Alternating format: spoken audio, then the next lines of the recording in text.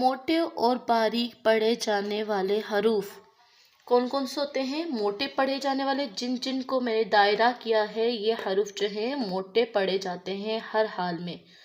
خ، صاد، ضاد، طا، ظا، عین، قاف۔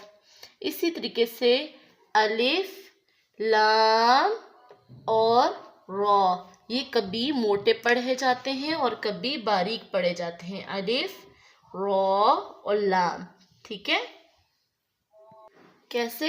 اگر الف سے پہلے اگر کوئی موٹا حرف آ گیا تو الف جو ہے موٹا ادا کیا جائے گا، جیسے الف سے پہلے اگر خا ہے، صاد ہے، ضاد ہے، غین ہے، طا ہے، ظا ہے یا قاف ہے، ان میں سے کوئی بھی حرف آ جائے تو الف موٹا پڑھا جائے گا۔